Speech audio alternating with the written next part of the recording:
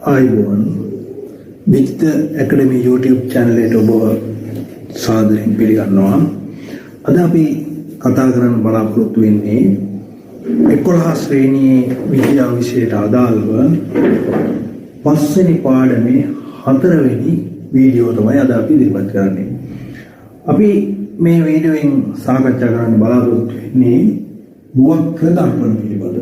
මේ පාඩමේ මුල් කොටස් අපි ඉදිරියේදී මේ වීඩියෝ තුනකින් අපි සාකච්ඡා කරලා ඉස්සරලා.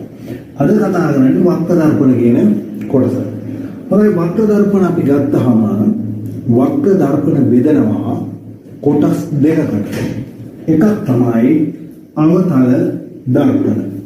අනිත් එක තමයි උත්තර දර්පණ. එතකොට අපි බලමු අවතල දර්පණයක් සහ උත්තර දර්පණයක් හැදෙන්නේ කොහොමද කියලා. අවතල දර්පණයක් හැදෙන්නේ සහ උත්තර දර්පණයක් හැදෙන්නේ මෙන්න මේ ආකාරයේ වීදුරු ගෝලයක් ඇතුලේ කුහර සහිත වීදුරු ගෝලයක් අරගෙන ඒ වීදුරු ගෝලේ මෙහෙම කෙළවරකින් කෑල්ලක් කපලා ගත්තොත් ඒක නිකන් ඔරලෝසු කඩාවක් නෑබිලියක් වගේ විවරයක්. අන්න ඒකේ මේ පිටත පෘෂ්ඨයේ ආලේප කෙරුවොත් අපි රසදිය හෝ රෙදි හෝ වෙනත් තීන්දවරයක් අපිට ලබා ගන්න පුළුවන් වෙනවා අවතල දර්පණයක්. අපි මේ වීදුරු ගෝලයේ ඇතුළු පෘෂ්ඨේ කපාගත්තු වීදුරු ගෝලයේ කෑල්ලේ ඇතුළු පෘෂ්ඨයේ ආලේප කෙරුවොත් රසදිය හෝ රෙදි හෝ වෙනත් අදාළ තීන්දවරයක් අපිට ලැබෙනවා උත්තර දර්පණය. එතකොට මම මෙතන පෙන්නලා තිනවා මෙන්න මේ දර්පණය හදාගන්න වීදුරු ගෝලය. එතකොට මේ වීදුරු ගෝලයේ හරි මැද ලක්ෂ්‍ය කේන්දරය මේ වීදුරු ගෝලයේ කේන්දරය තමයි මේ විදියට හැදෙන මේ දර්පණයේ වක්‍රතා කේන්ද්‍රය කියලා අපි හඳුන්වන්නේ. දර්පණයකට තියෙන වක්‍රතා කේන්ද්‍රයක් කියලා එකක් මේ වක්‍ර දර්පණයකට. ඒ වීදුරු ගෝලයේ දර්පණය හදන්න භාවිතා කරපු වීදුරු ගෝලයේ කේන්ද්‍රය තමයි දර්පණයේ වක්‍රතා කේන්ද්‍රය ඇටියට අපි සලකන්නේ. එතකොට ඒ වීදුරු ගෝලයේ අර දර්පණයේ හරි මැද ලක්ෂය, කියන්නේ දර්පණ විවරයේ හරි මැද ලක්ෂය අපි කියනවා ද්‍රව්‍ය කියලා. එතකොට මේ ද්‍රවයත් වක්‍රතා කේන්ද්‍රයත් යා කරන රේඛාව අපි හඳුන්වනවා ප්‍රධාන අක්ෂය කියලා. හොඳයි අපි ඔන්න ඔය කරුණු ටික ලියාගමු. එහෙනම් මාතෘකාව ලියන්න වක්‍ර දර්පණ කියලා. වක්‍ර දර්පණ කියලා ලියලා මෙන්න මේ ටික සටහන් කරගන්න. මේ ටික ඇඳ ගන්න ඔබේ පොතේ. මේක වීඩියෝ එකක් නිසා පුතක් නවත්තලා මේක ඔබට ඇඳ ගන්න පුළුවන්. හොඳයි එහෙනම් දැන් වක්‍ර දර්පණ කියලා ලියලා මේ ටික සටහන් කරගන්න.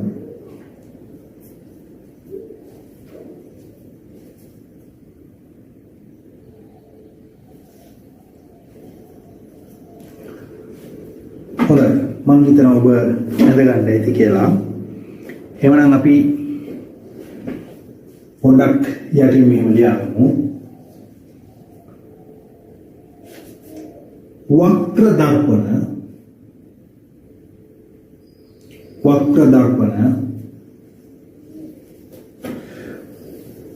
උත්තර දර්පණ හා අවතල දර්පණ ලෙස උත්තර දර්පණ හා අවතල දර්පණ ලෙස වර්ග දෙකකි.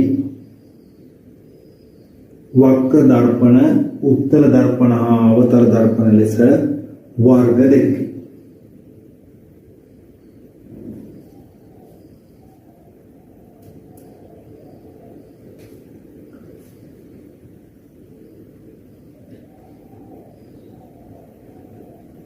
කුහර සහිත වීදුරු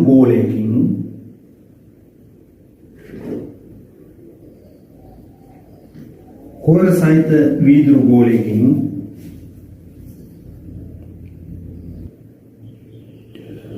කපා ගන්නා ලද කැබැල්ලක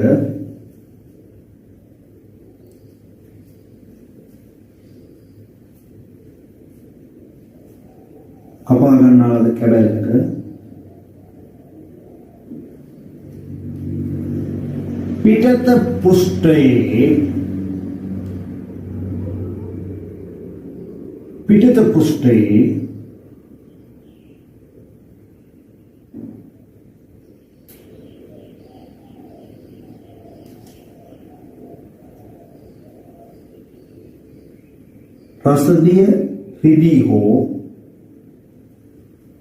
රසදිය රිදී හෝ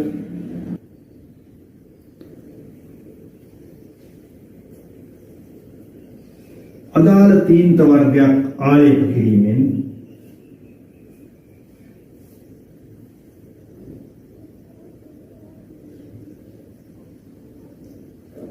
අවතල දර්පණත්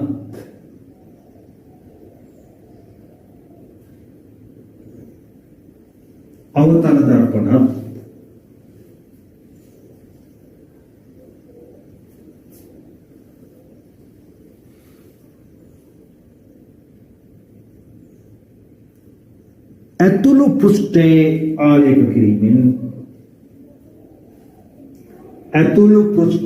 ආලේප කිරීමෙන්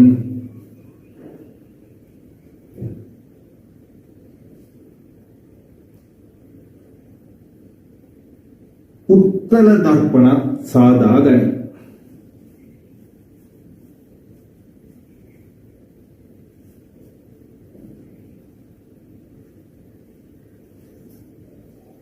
ඊට පස්සේ අපි මේ දර්පණේ කොටස් ටික පොඩ්ඩක් ලියවමු. ලියාගන්න යටින් අංක එක දාලා වක්‍රතා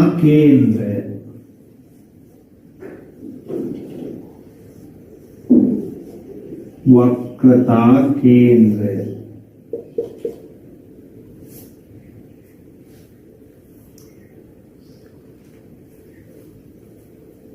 ඉදිරියෙන් යන්න දර්පණය සෑදීමට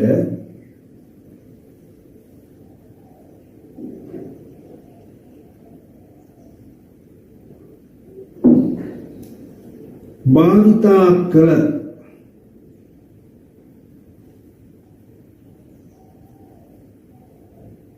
ගෝලයේ දර්පණය සෑදීමට භාවිතා කළ ගෝලයේ කේන්ද්‍රය වක්‍රතා කේන්ද්‍රයයි.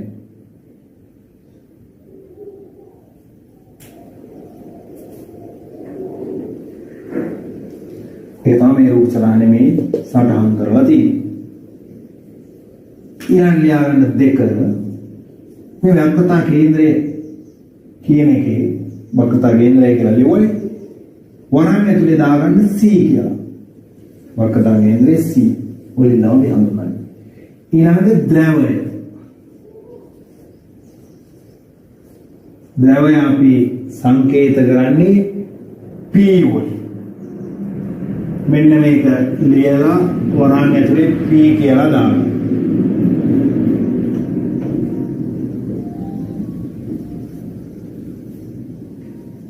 ඊට පස්සේ ලියන්න වක්‍ර දර්පණයේ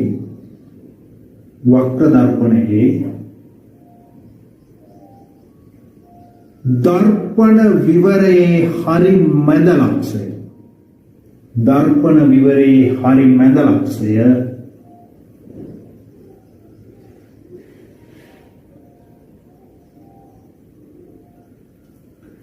ද්‍රවය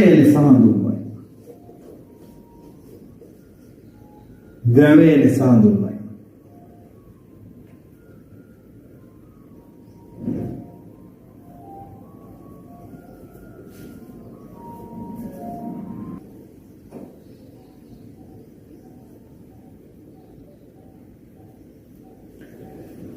ඊට පස්සේ ලියන්න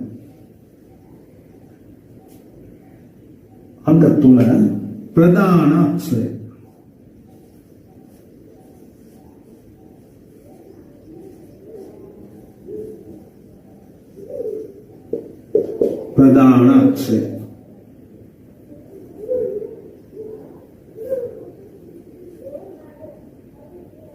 ද්‍රවය හා වක්‍රතා කේන්ද්‍රයේ ආකරණ රේඛාව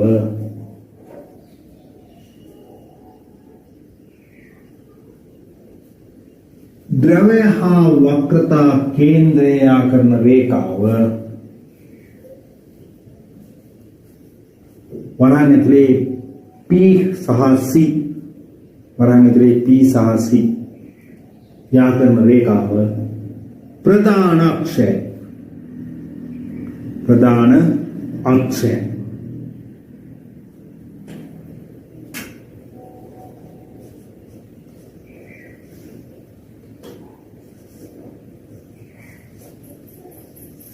හතරවෙනි එක වක්‍රතා අරය. වක්‍රතා අරය කියලා කියන්නේ ද්‍රවය හා කේන්ද්‍රය අතර රේඛීය දුර. ඒ කියන්නේ මේ දර්පණයේ අරය තමයි වක්‍රතා අරය කියන්නේ මේ ගෝලයේ දර්පණය හදන්නගත්තු ගෝලයේ අරය. ලියාගන්න එහෙම. ද්‍රවය හා කේන්ද්‍රය අතර ද්‍රවය හා වක්‍රතා කේන්ද්‍රය අතර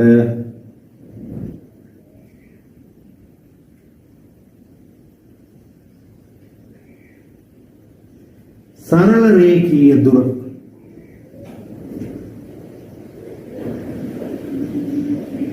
වක්‍රතා අරය.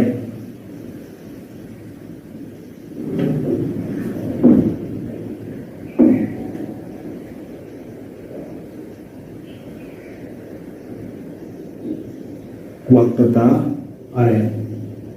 එය R වලින් සංකේත කරයි. R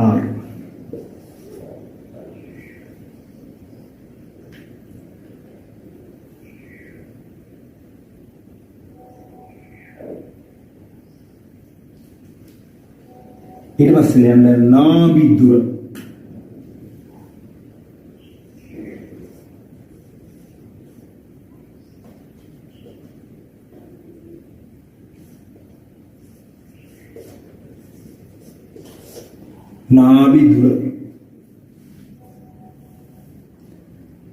මේ දර්පණයේ තියෙනවා නාභිය කියලා එකක්. මේ අවතල දර්පණයක් ගත්තත් උත්තල දර්පණයක් ගත්තත් නාභිය කියලා ලක්ෂණයක් තියෙනවා. අපි නාභිය කියන්නේ මොකක්ද කියන එක ඉදිරියට කතා කරනවා. ඔන්න ඔය නාභිය වක්‍රතා මේ ද්‍රවය නාභියත් ද්‍රවයත් අතර දුර තමයි අපි නාභි දුර කියන්නේ. අපි නාභි දුර සිම්පල් F වලින් සංකේත කරනවා. හරි. නාභි දුර කියලා ලියන්න.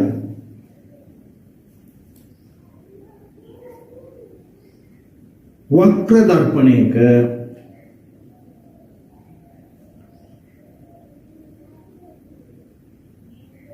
ද්‍රවය හා නාභිය අතර දුර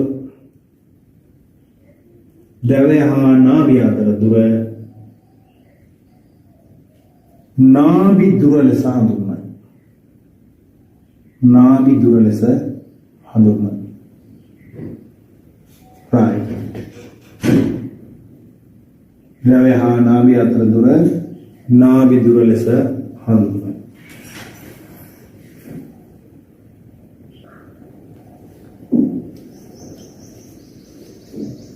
හොඳයි. අපි ඊළඟට බලමු අවතල දර්පණයක නාභිය කියන්නේ මොකක්ද කියලා. ඉස්සලා මාතෘකාව ලියන්න අවතල දර්පණ.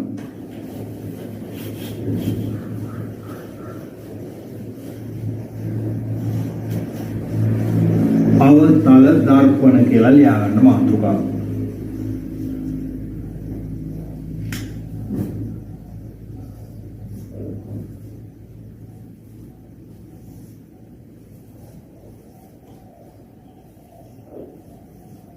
අපි දන්නා අවතල දර්පණයක් කියන්නේ මෙන්න මේ වාගේ ගෝලයකින් කපාගෙන පිටත පෘෂ්ඨයේ රිදී හෝ රසදී ආලේප කරලා හදාගත්තු දර්පණයක් අවතල දර්පණය. මෙන්න මේ දර්පණය හදන්න දායක වෙච්ච මේ ගෝලේ හරි මැද ලක්ෂයේ දර්පණයේ වක්‍රතා කේන්ද්‍රය කිව්වේ. එතකොට මේ දර්පණ විවරයේ හරි මැද ලක්ෂයේ ද්‍රවය කිව්වේ. එතකොට මේ ද්‍රවයයි වක්‍රතා කේන්ද්‍රය මෙහෙම යා කෙරුවොත් රේඛාවකින් ඒ රේඛාවනේ අපි ප්‍රධාන අක්ෂය කිව්වේ. ඔන්න ඕක තමයි ප්‍රධාන අක්ෂය. එතකොට මේක ප්‍රධාන අක්ෂය, මේක ද්‍රවය P, වක්‍රතා කේන්ද්‍රය C. එතකොට මෙන්න මේ අවතල දර්පණයට ප්‍රධාන අක්ෂයට සමාන්තරව ආලෝකීකරණ උද්දර්පණය මතට ඕනෝම් ප්‍රධාන අක්ෂයට සමාන්තරව දර්පණය මතට ආලෝකීකරණ පතනය වුණොත් ඔන්න ඔය ආලෝකීකරණ පරාවර්තනයෙන් පස්සේ මෙන්න මේ ප්‍රධාන අක්ෂය මත පිහිටි ලක්ෂයක් කරා යනවා. ඔන්න වගේ ලක්ෂයක් කරා ද්‍රවයක් වක්‍රතා කේන්දරයත් අතර දුරින් හරි අඩක් වූ දුරක් මත ප්‍රධාන අක්ෂය මත හරි අඩක් වූ දුරින් පිහිටපු ලක්ෂයක් කරා මේ ආලෝක කිරණ ගමන් කරනවා. මෙන්න මෙහෙම එක තැනකට එකතු වෙනවා මේ ආලෝක කිරණ. එකතු වෙන්නේ නැති ඔය යනවා මේකත් යනවා. මේවා මෙහෙම යනවා. මෙන්න මේ ආලෝක කිරණ එකතු වෙන ලක්ෂය තමයි අපි කියන්නේ අවතල දර්පණයක නාභිය කියලා. ඕක තමයි අවතල දර්පණේ නාභිය කියලා අපි හඳුන්වන්නේ. එතකොට මේ ආලෝක කිරණ එක තැනකට එකතු කරනවානේ මේ දර්පණේ. මෙන්න ආලෝක කිරණ එක තැනකට එකතු කරනවා. ඒ නිසා අපි මේ දර්පණ අபிසාරී දර්පණ කියලා හඳුන්වනවා. මේ දර්පණ අපි අபிසාරී දර්පණ කියලා හඳුන්වනවා.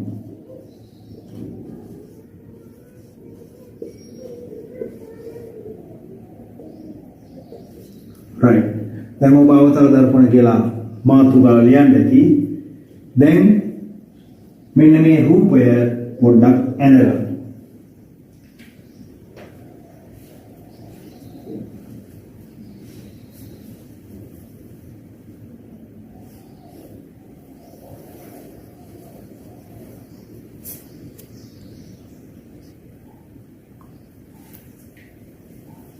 හොඳයි මම හිතනවා ඇඳ ගන්න ඇති ඔබ. දැන් ලියා ගන්න වෙනවා. අවතල දර්පණයක ප්‍රධාන අක්ෂයට සමාන්තරව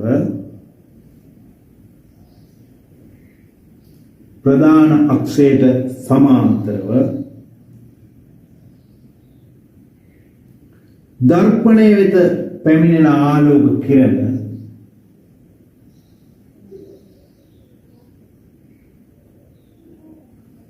පරාවර්තනයෙන් පසු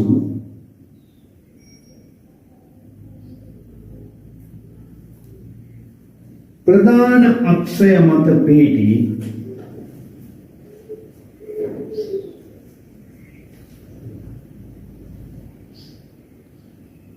එක්තරා ලක්ෂයක් කරහා ගමන් කරයි.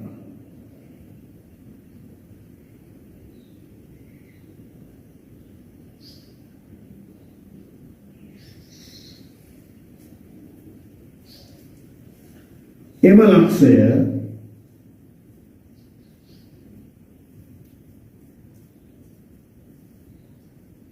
අවතල දර්පණේ නාභියයි.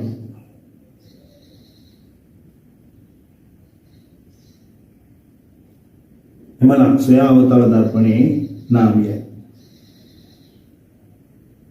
එය capital F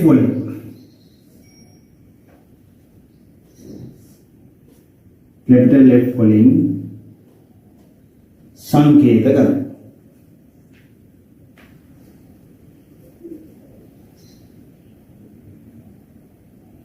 නාභිය හා ද්‍රව්‍ය අතර දුර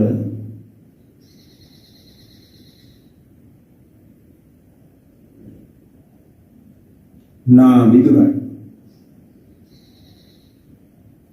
බලන්න ඉතින් සිම්පල් එක. නාභි දුර සංකේත කරන්නේ සිම්පල් එක. නාභිය හා ද්‍රව්‍ය අතර දුර නාභි දුරයි.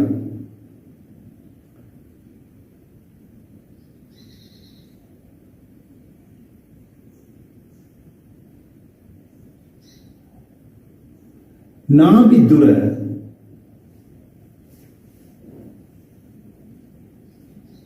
වක්‍රතා අරයෙන් හරි අඩකි.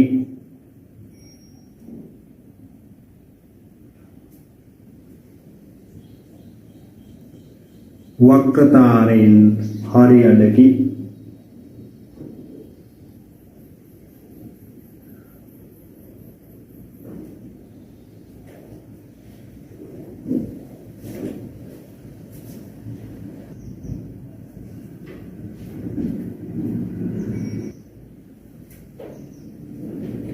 හොඳයි. ඊළඟ බලමු අවතල දර්පණයකින් සෑදෙන ප්‍රතිබිම්බ සඳහා කිරණ සටහන් අරින්න. මාතෘකාව ලියා ගන්න. අවතල දර්පණ වලින් සෑදෙන ප්‍රතිබිම්බ. අවතල දර්පණ වලින් සෑදෙන ප්‍රතිබිම්බ.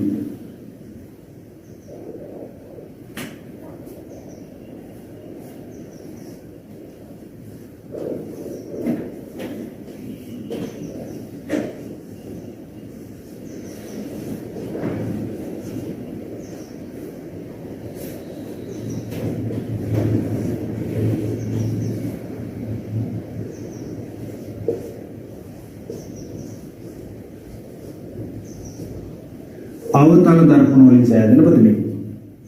දැන් අවතල දර්පණ වලින් සෑදෙන ප්‍රතිබිම්බ වල කිරණ සටහන් අඳින්න අපිට ප්‍රධාන කිරණාකාර තුනක් ඕන වෙනවා. ඒ ප්‍රධාන කිරණාකාර තුන භාවිතා කරලා අපිට අවතල දර්පණ වලින් සෑදෙන ප්‍රතිබිම්බ සඳහා කිරණ සටහන් අඳින්න පුළුවන්. හරි. ලියාගමු මේ. අවතල දර්පණ වලින් සෑදෙන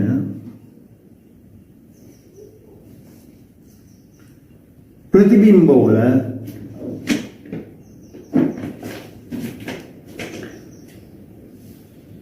කිරණ සටහන් ඇඳීම සඳහා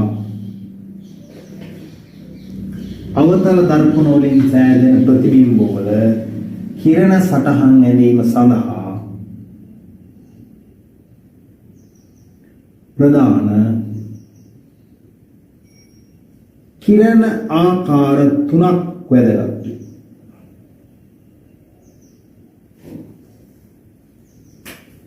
ලියාගන්න අංක 1.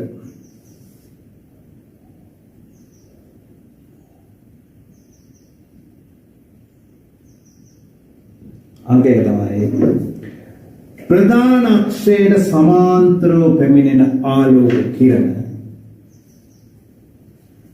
ප්‍රධාන අක්ෂයට සමාන්තරව පැමිණෙන ආලෝක කිරණ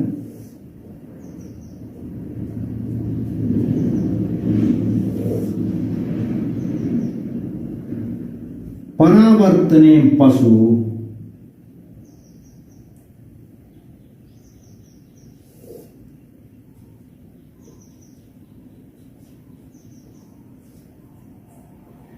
නාභිය හරහා ගමන් කරයි. ප්‍රධාන අක්ෂයට සමාන්තරව පැමිණෙන ආලෝක කිරණ පරාවර්තනයෙන් පසු නාභිය හරහා ගමන් කරයි. ඒ කියන්නේ මෙන්න මේක දර්පණේ මේ තියෙන ප්‍රධාන අක්ෂය. මේ ප්‍රධාන අක්ෂයට සමාන්තරව ආලෝක කිරණයක් ආවොත් දර්පණයට ඒක පරාවර්තනය වෙලා යන්නේ නාභිය හරහා. දර්පණේ නාභිය හරහා තමයි ওই කිරණේ පරාවර්තනය වෙලා යන්නේ. ඉතින් අපි දැනගන්න ඕන කාරණයක් තියෙනවා. මෙන්න මේ නාභියේ ඉඳලා වක්‍රතා කේන්ද්‍රයේ තියෙන දුර නාභියේ ඉඳලා ද්‍රවයේ තියෙන දුරට සමානයි. ওই දුරවල් දෙක සමාන වෙන විදිහට තමයි අපි නාභිය පිහිටවා ගන්න ඕන වක්‍රතා මේ ප්‍රධාන අක්ෂය මත. එහෙම නැති වුණොත් මේ කිරණ සටහන් වර්ධනය. ඒතර ප්‍රධාන අක්ෂයට සමාන්තර වෙන කිරණ පරාවර්තනයෙන් පසු නාභිය හරහා ගමන් කරයි. හරි. දැන් මේක ඇඳගන්න.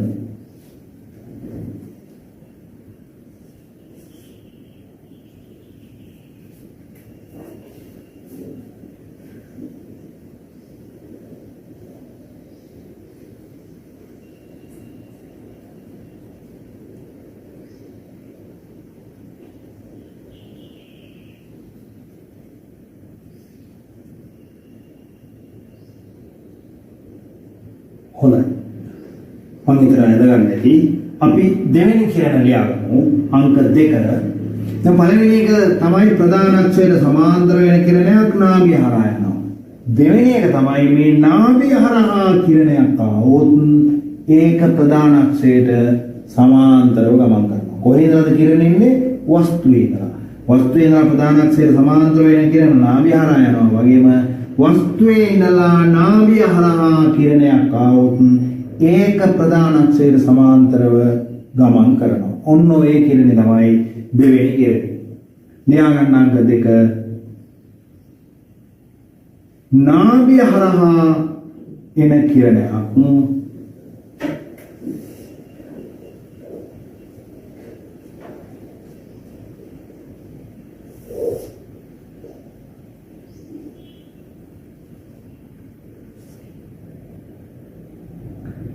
නාභිය හරහා එන කිරණයක්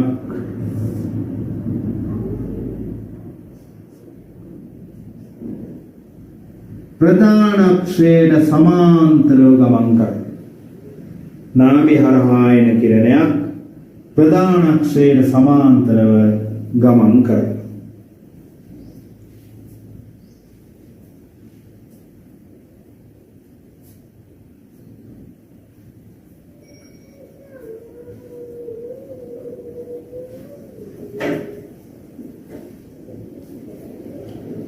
මේ විදිහට නාභිය හරහා කිරණයක් આવොත් ඕක ප්‍රධාන අක්ෂයට සමාන්තරව යනවා.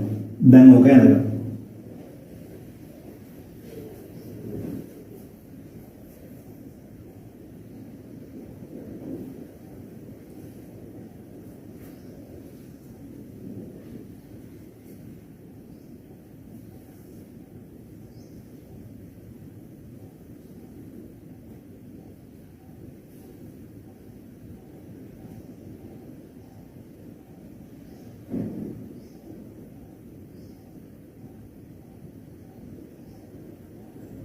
හරි මම හිතන අල්ලගන්න ඇති අපි යමු තුන්වෙනි කිරණ ආකාරයට. කිරණ සටහන් ඇඳීමට උපකාරී වන තුන්වන කිරණ ආකාරය. ඒ තමයි වක්‍රතා කේන්ද්‍රය හරහා පැමිණෙන කිරණයක් පරාවර්තනයෙන් පස්සේ ඒ මාර්ගයේම යනවා කියන්නේ. ලියාගන්න වක්‍රතා කේන්ද්‍රය හරහා පැමිණෙන කිරණයක්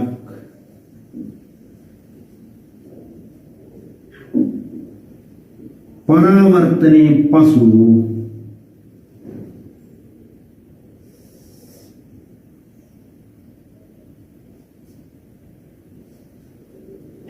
එම මාර්ගයේම ගමන් කරයි.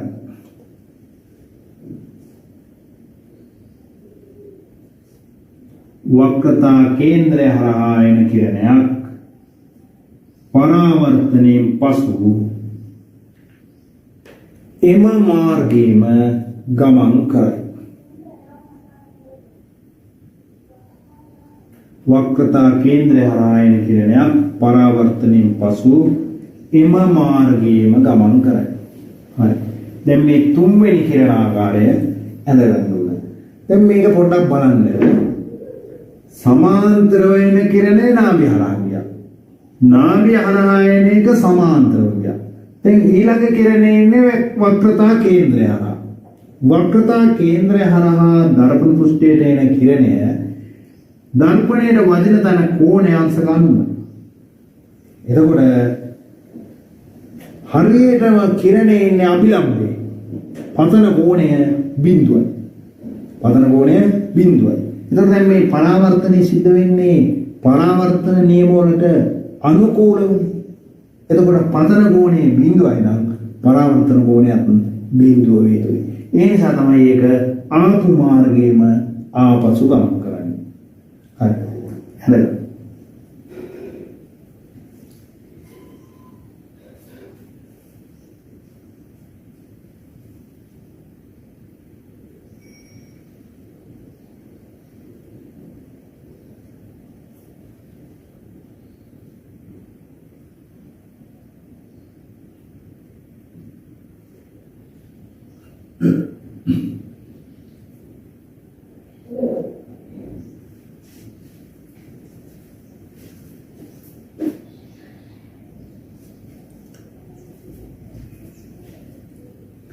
හොඳයි මම හිතනවා ඔබ මේ තුනම ඇඳගන්න ඇති. එහෙමනම් අපි බලමු දැන් අවතර දර්පණයකින් සෑදෙන ප්‍රතිබිම්බයක කිරණ සටහනක් අඳින්න. අපිට මේ තල දර්පණයක වාගේ එක කිරණ සටහනකින් ඉවර වෙන්නේ නැහැ. අවතර දර්පණයකින් සෑදෙන ප්‍රතිබිම්බ දර්පණයේ ඉඳලා පිහිටි ස්ථානය අනුව ප්‍රතිබිම්බය හැදෙන තැන වෙනස් වෙනවා. ඒ නිසා අපිට කිරණ සටහන් කීපයක් අඳින්න වෙනවා. යටින් ලියා ගන්න මෙහෙම. ඉහත කිරණ ආකාර තුන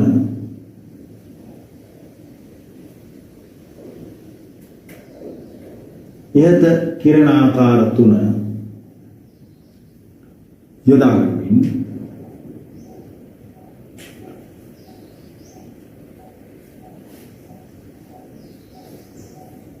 ඉහත කිරණ ආකාර තුන යොදා ගනිමින් පහත පරිදි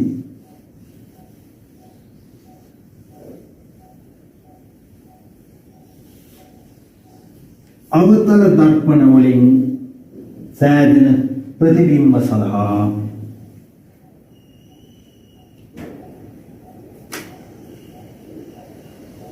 කිරණ සටහන් ඇඳිය හැක.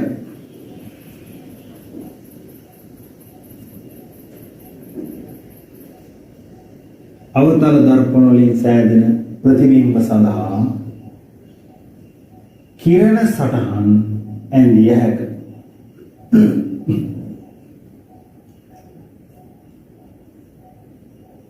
හොඳයි බලමු පළවෙනි අවස්ථාව.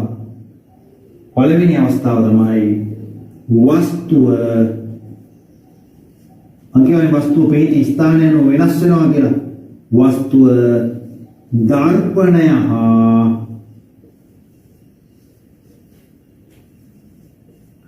නාභිය අතර ඇති විට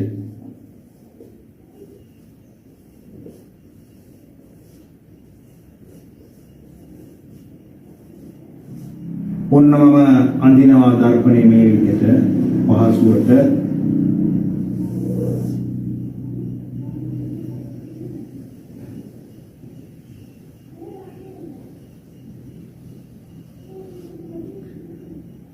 මෙතන මම මේක අවතල දර්පණයක් කියන මේ විදිහේ සංකේතයක් යොදනවා. එතකොට මේක අවතල දර්පණයක්. එතකොට මේ ලක්ෂය තමයි අපි P ද්‍රවය. එතකොට මේ දර්පණයේ වක්‍රතා කේන්ද්‍රයේ පිහිටන්නේ මෙහි. මේන්න මේ වක්‍රතා කේන්ද්‍රයේ පිහිටනවා. එතකොට වක්‍රතා කේන්ද්‍රය මෙතන නම් වක්‍රතා ආරයෙන් හරි අඩක් දුරින් අපි නාභිය පිහිටවා ගන්න ඕනේ. මේ දුරින් දල වශයෙන් මම මෙන්න මේ හරිය විතර කියලා හිතනවා නාභිය. ඔන්න උතන තමයි නාභිය පිහිටන්නේ. මේ වක්‍රතා කේන්ද්‍රය, මේ නාභිය, මේ ද්‍රවය. ඔන්න දර්පණය දැන් ගන්න. ඒතර වස්තුව පිටවන්නේ කොහොමද? දර්පණය හා නාභිය අතර. මෙන්න මේ දර්පණයයි නාභියයි අතර තමයි අපි වස්තුව පිටවන්නේ. මම මෙන්න මේ හරිය වස්තුව පිටවනවා. ඍජු වස්තුවක් මම මෙතන පිටවනවා.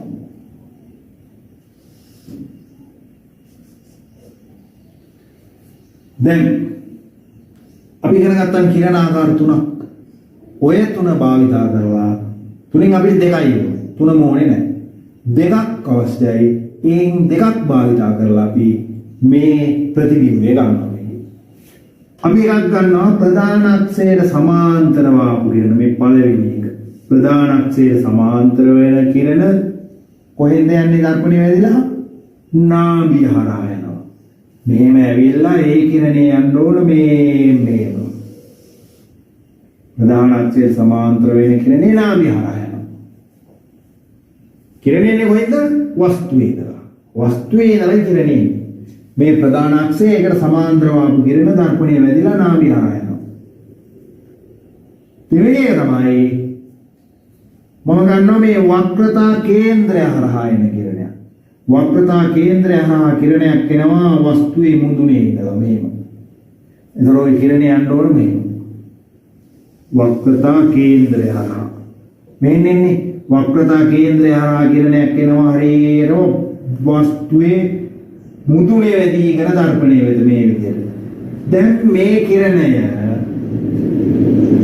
වක්‍රතා කේන්ද්‍රය හරහා එන කිරණය පරාවර්තනයෙන් පස්සේ කොහොමද එන්නේ? ඒ ආපු මාර්ගෙමයි ආපහු යන්නේ. එතකොට ඔය කිරණේ පරාවර්තනය වෙලා ඒ මාර්ගෙම ආපහු යනවා. දැන් අපිට පේනවා මේ දෙක මෙහින් දික් කෙරුවොත් එකතු වෙයිද? නැහැ. ඒ දෙක එකතු වෙන්නේ නැහැ. මෙහෙට ඈත් වෙගෙන යන්නේ. එහෙනම් කවදාවත් මේ දෙක මේ පැත්තෙන් එකතු වෙන්නේ නැහැ. හැබැයි අපිට පේනවා මෙහෙන් දික් කෙරුවොත් උඩින් එකතු වෙනවා. එහෙනම් මෙහෙට දික් කරමු. කියන දේ මෙහෙට දික් කරමු.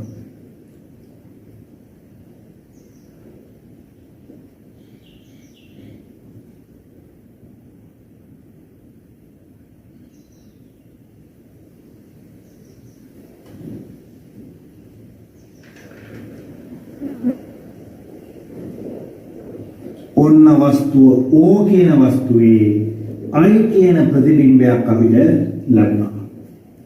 ධර්මයේ O තමයි වස්තුව I තමයි ප්‍රතිබිම්බය.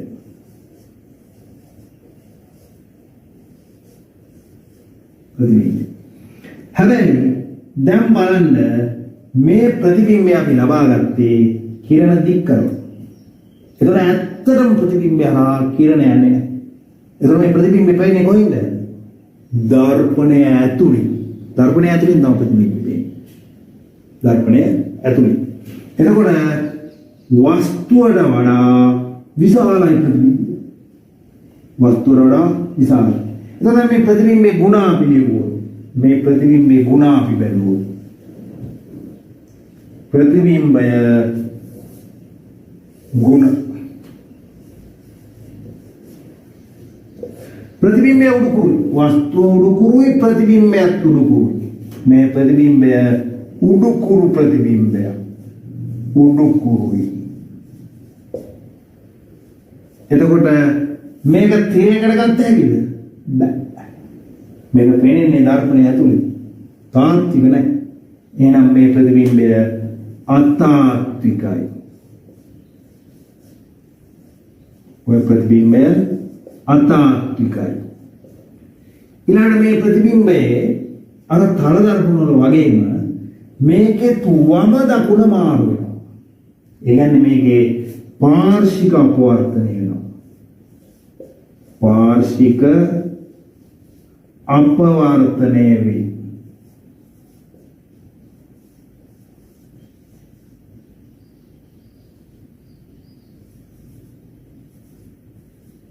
පාර්ශික අපවර්තනය ඊළඟ මේ ප්‍රතිබිම්බයේ තියෙන තව ගුණයක් තමයි මේ වань වස්තුවට වඩා විශාල ප්‍රතිබිම්බය ඒ කියන්නේ ප්‍රතිබිම්බේ විශාලයි විශාලිත ප්‍රතිබිම්බයකින් විශාලිත ප්‍රතිබිම්බයකි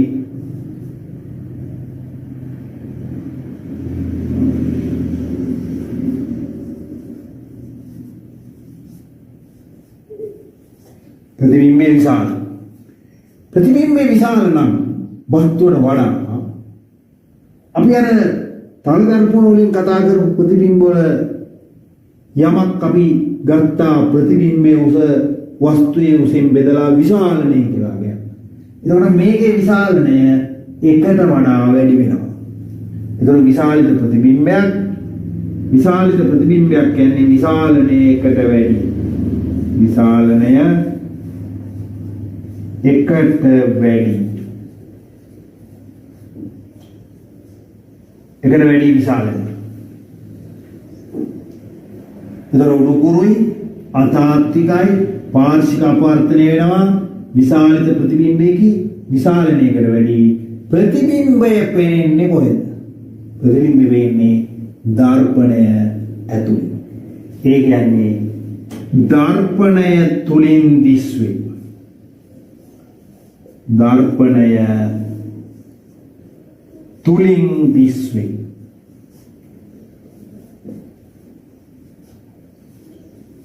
ඔන්න ඔය ගුණ තියෙනවා මේ ප්‍රතිබිම්බෙට. ඒතර වස්තුව දර්පණය හා නාභිය අතර ඇති විට හැදෙන ප්‍රතිබිම්බය උඩුකුරුයි අතාත්විකයි පාර්ශික අපවර්තනය වේ විශාලිතයි විශාලණයකට වැඩි දර්පණය ඇතුලෙන් දකින්න පුළුවන්. මෙන්න මේ ගුණ අපි දන්නවද කියන එක මනිනවා විභාගය. කොහොමද මනින්නේ? අපෙන් අහන්න පුළුවන් මේ ප්‍රශ්නේ. අවතල දර්පණයක වස්තුව දර්පණය හා නාභිය අතර ඇති විට සෑදෙන ප්‍රතිබිම්බේ ගුණයක් නොවන්නේ එක උඩුකුරුයි දෙක අතාත්විකයි හරි තුන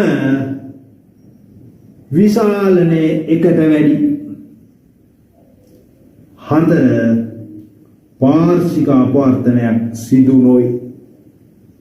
එතකොට මේ ගුණ මතක නැත්නම් අපිට ඒ ප්‍රශ්නට පිළිතුරු දපන්න බෑ. ඒතකොට විභාගෙදී මනින්නේ එහෙම තමයි. විභාගෙදී මෙන්න මේ ප්‍රතිබිම්බේ ಗುಣ මොනවද කියන එක ළමයා දන්නවද කියලා අර වගේ පුංචි කෙටි ප්‍රශ්නකින් මනින්න පුළුවන්. එහෙම නැතුව අවදාන දර්පණයකින් සෑදෙන ප්‍රතිබිම්බයේ පිළිබඳව ඔබ දන්නා දේ ලියන්න කියලා ප්‍රශ්න දෙන්නේ නැහැ. ඒ හින්දා මේ ಗುಣ මතක තියෙන්න ඕන.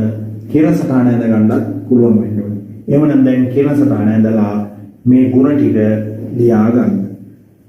මේක පොඩ්ඩක් නවත්තලා වීඩියෝ එක මේ ටික ලියා ගන්න.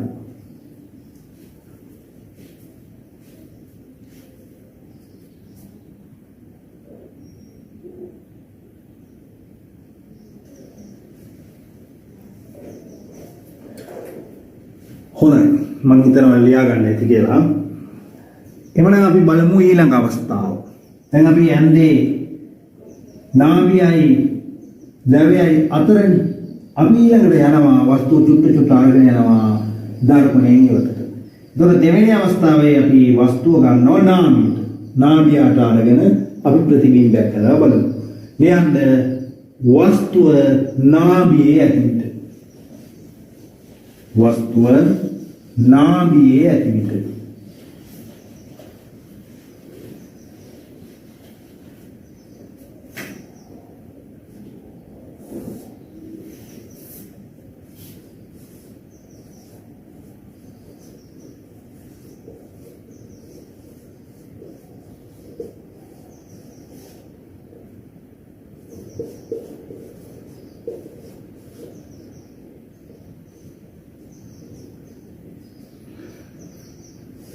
අපි ගන්න වස්තුව නාභියට. මෙන්න මේ විදිහට ප්‍රධාන අංශය අඳිනවා. මෙතන දර්පණය ලකුණු කරනවා. මේ P මෙන්න මෙතන වක්‍රතා කේන්ද්‍රයේ C ඒ දුරෙන් භාගයක් දුර මෙතන විතර කියලා අපි හිතලා අපි මෙතන ලකුණු කරනවා F. යම් වස්තුව අපි කියන්නේ F වල.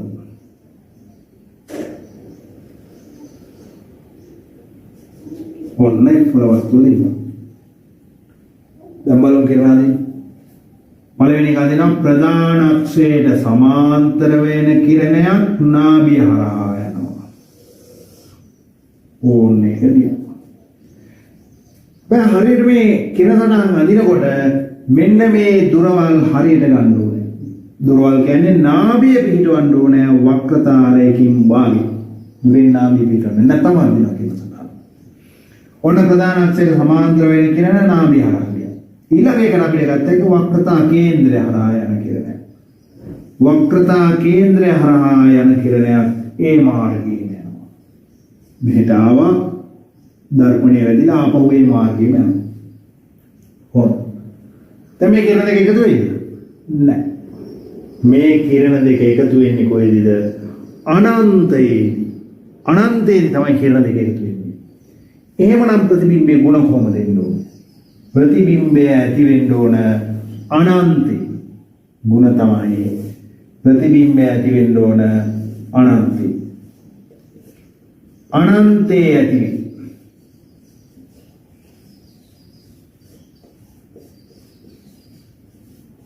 ප්‍රතිබිම්බය අනන්තය මේ කියලා දෙක මෙහෙන් ගින් ගොඩාක් ඈතින් අනන්තයේදී ගුණ ගන්නේ. එතකොට එතන ඉඳලා ප්‍රධාන අක්ෂයට දුර තියෙනවා ප්‍රතිබිම්බයේ උස.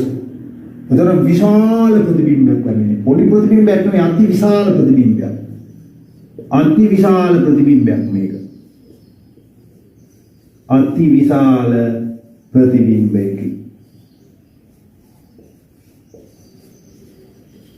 මේක දකින්න පුළුවන්ද? මේක දකින්න බෑ. ඇයි බැරි? ප්‍රතිබිම්බය විශාලයි. යම් වස්තුවක් කුඩාම වුණොත් ඒක පේන්නේ අපිට.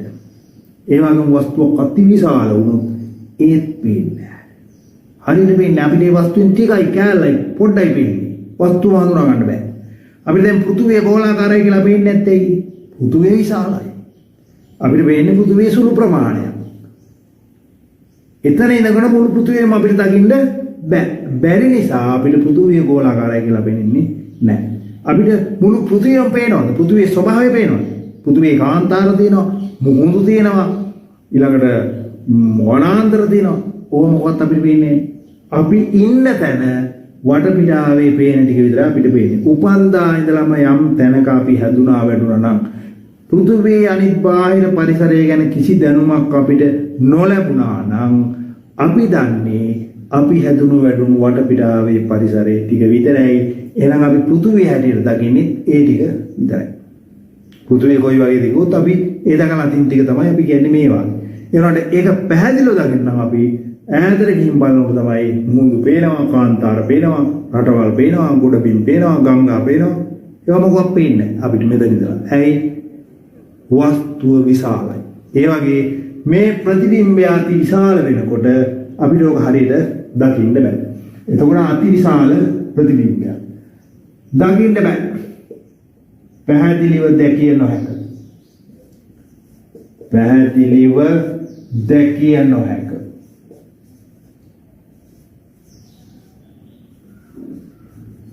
එතකොට මේ දෙක අරෙන් එකතු වෙලානේ හැදෙන්නේ. එතකොට මේක තාත්විකද අතාත්විකද? මේ ප්‍රතිබිම්බය තාත්විකයි. තාත්වික ප්‍රතිබිම්බයක්. තාත්වික ප්‍රතිබිම්බයක් තමයි ලැබෙන්නේ.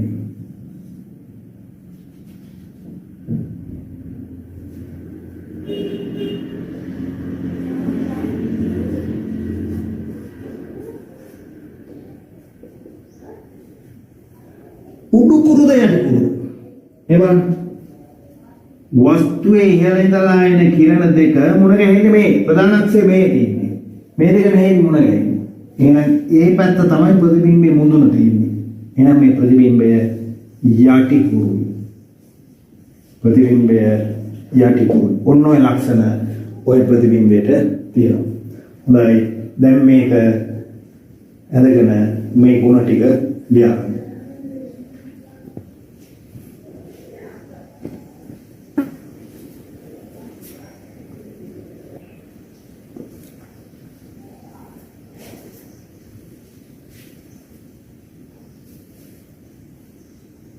හොඳයි මම හිතනවා මේක ලියාගන්න ඇති කියලා.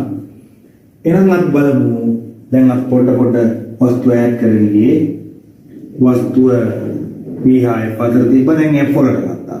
ඊළඟට තියෙනවා වස්තුව F C අතර. ලියාගන්න ඊළඟ අවස්ථාව වස්තුව F C අතර ඇති විට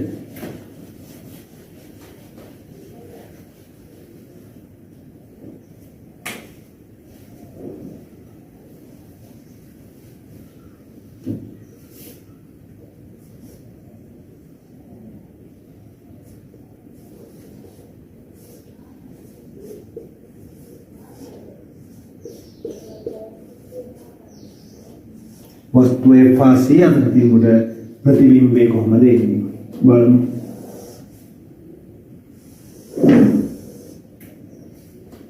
මොන දර්පණය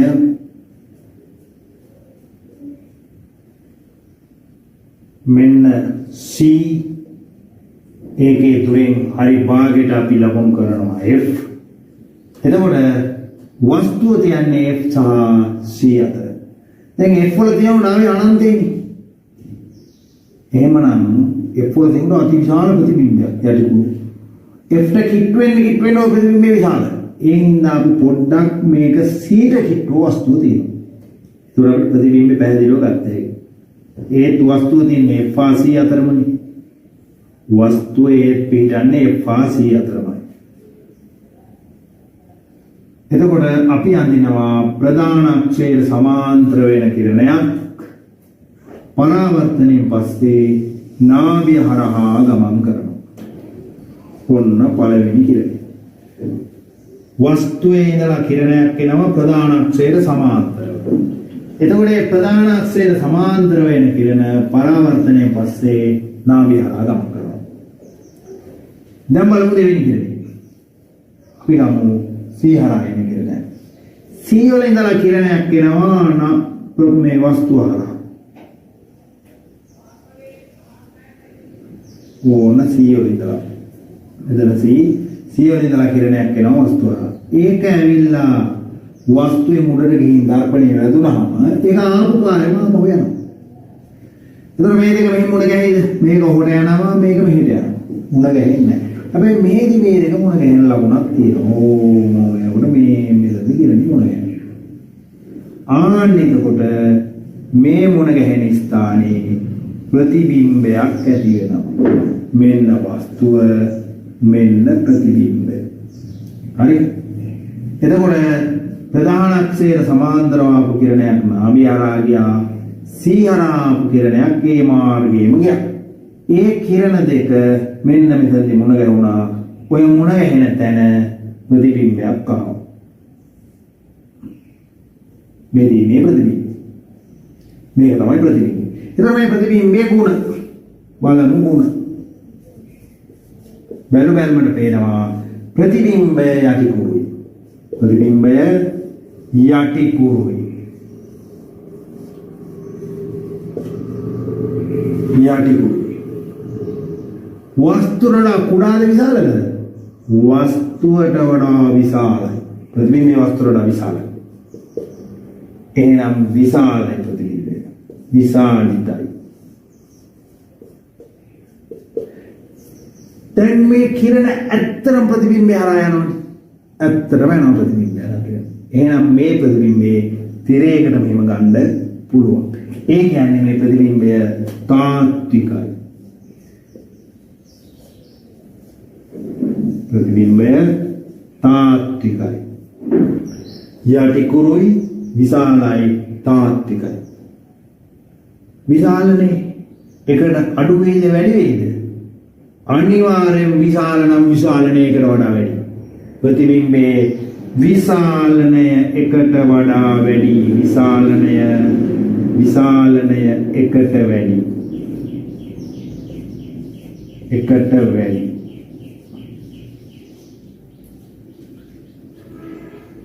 දැන් මේකේ පාර්ශ්වික අපවර්තනයක් වෙනවා. එහෙම එකක් කිව්වේ. දැන් යටි කුරු උනාට පස්සේ ආයෙ කොහෙද වමක් දකුණ සම්පූර්ණයෙන්ම යටි කුරු. යටි කුරු ප්‍රතිබිම්බයක් ආවම සම්පූර්ණ යටි කුරු උනාම වම දකුණ විතරක් නෙවෙයි උඩට කුරුත් මාරු වෙලා තියෙනවා. පාර්ශ්වික අපවර්තනයක් අපිට කතා කරන්න බෑ.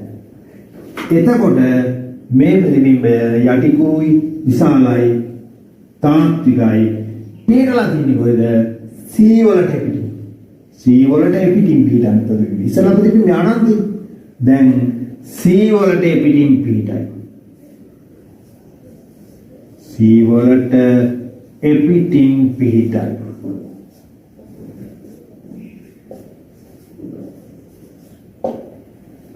ඔන්න ඔය ලක්ෂණ තමයි මේ ප්‍රතිබිම්බේ තියෙන්නේ. හොඳයි. දැන් මේ රූපසරණ ඉඳගෙන මේ ගුණ ටික ලියා ගන්න.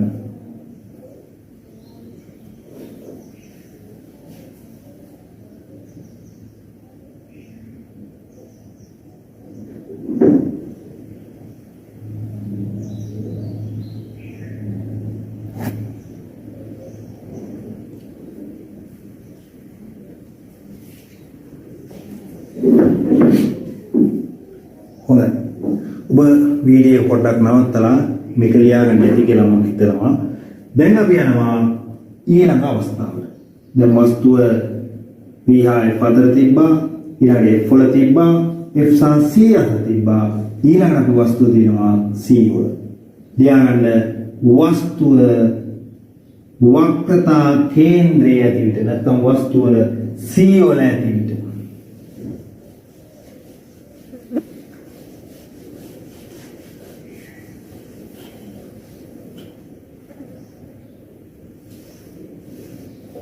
වස්තුව C වල ඇති.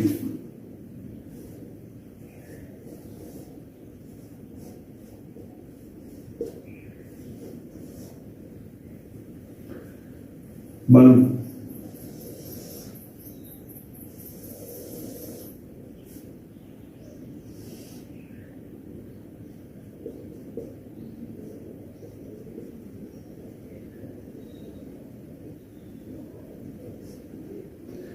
ඔන්න වස්තුවක් පිටවලා තියෙන්නේ C වල. හරියටම C වලට ගෙනාවා වස්තුව. දැන් ගෙනාවා සමාන්තර වෙන කිරණක් නාභිය හරහා යනවා. සමාන්තර වෙන කිරණයක් කියන්නේ නාභිය හරහා. නාභිය හරහා ගියා සමාන්තර කිරණ. ඊළඟ කියනවා මොකද? C හරහා යන කිරණයක් ඒ මාර්ගෙම යන්න. දැන් අපි දන්නවා C හරහා යනවා නම් මෙතනින් මෙහෙම පල්ලෙහාට යන්නේ. මේක නිකන් අපිට අපහැදිලි වගේ. ඉතින් අපි අනික් කිරණේ කරනවා. කිරණ තුනක් ගැන කතා කරුවානේ. අපි ඔච්චර වෙලාම ගත්තේ සමාන්තරව ඇවිල්ලා නාභිය හරහා යන කිරණයයි C හරහා යන කිරණයයි. තව කිරණයක් අපි ඉගෙන ගත්තා. ඒ තමයි නාභිය හරහා ඇවිල්ලා සමාන්තරව යන කිරණය. අපි ඔන්න ඒ කිරණේ ගන්නවා නාභිය හරහා ඇවිල්ලා සමාන්තරව යන කිරණය.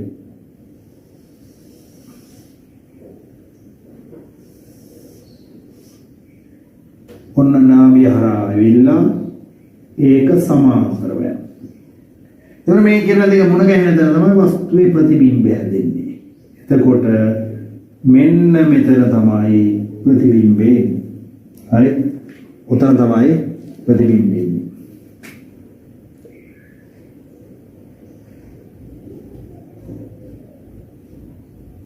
එතන මේකයි උඩ තියෙන්නේ වස්තුව. දැන්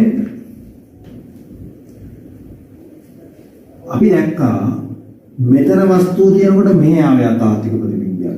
ඒ නාභියට යනකොට අරේ ගිහින් විශාල යටිකුරු ප්‍රතිබිම්බයක් ආවා. ඊට පස්සේ වස්තුව ටික ටික දර්පණේ ආහට යන්න ඒ ප්‍රතිබිම්බය කුඩා වුණා. නාභියයි C අතරට එනකොට ප්‍රතිබිම්බය කුඩා වෙලා අර අනන්තයේ තරම් විශාල නැහැ. ඊට වඩා කුඩායි වුණාට වස්තුවට වඩා විශාලයි යටිකුරු ප්‍රතිබිම්බයක් ආවා. දැන් වස්තුව C වල තියෙනකොට ප්‍රතිබිම්බයේ යටිකුරුමයි වස්තුවට සමානයි. වස්තුවට සමාන ප්‍රතිබිම්බයක් තමයි ලැබෙන්නේ. ප්‍රතිබිම්බේ පීඩන්නේ හරියටම C වල තාත්තිකයි. ඔන්න ඔය ගුණ මේ ප්‍රතිබිම්බයට තියෙනවා. අපි බලමු මේ ප්‍රතිබිම්බයේ ගුණ.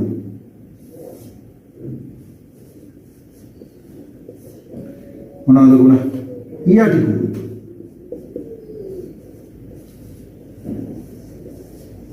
ප්‍රතිබිම්බය යටිකුරු. අන්තරම් ප්‍රතිබිම්බය හරහා කිරණ යනවනේ. ඒ කියන්නේ මේ ප්‍රතිබිම්බේ තිරේ කරගන්න පුළුවන්. ඒ කියන්නේ තාත්විකයි. ප්‍රතිබිම්බය තාත්විකයි. එතකොට මේ ප්‍රතිබිම්බය ප්‍රමාණයෙන් විශාලනේ. දැන් ඉස්සෙල්ලා අනන්තයේ තිබිච්ච එකත් විශාලයි, ඊට පස්සේ ආපු එකත් විශාලයි. දැන් මේක වස්තුවට සමානයි. වස්තුවට සමානයි. ප්‍රතිබිම්බයේ සමානයි. ප්‍රතිබිම්බයේ සමානයි නම් විශාලණය ගැන මොකද කියන්නේ? ප්‍රතිබිම්බයේ සමාන නම් විශාලණය එකකි. ප්‍රතිබිම්බයේ සමාන නම් විශාලණය එකයි මේක. ඊළඟට මේ ප්‍රතිබිම්බය යටිකුරුයි තාත්විකයි වස්තුවට සමානයි විශාලණය එකයි. පීඩන්නේ කොහොමද? හරියටම C වල පීඩන්නේ. ප්‍රතිබිම්බය වක්‍රතා කේන්ද්‍රයේ පීඩයි.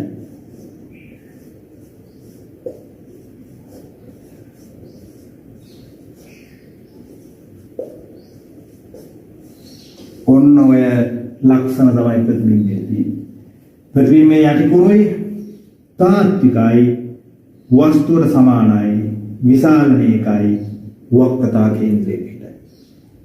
ඔය තමයි වක්‍රතා කේන්ද්‍රයේ මත වස්තුවක් තිබොත් හැදෙන ප්‍රතිබිම්බය. right. දැන් මේ කියලා සටහන ඇදගෙන මේ ගුණ ටික ලියා ගන්න.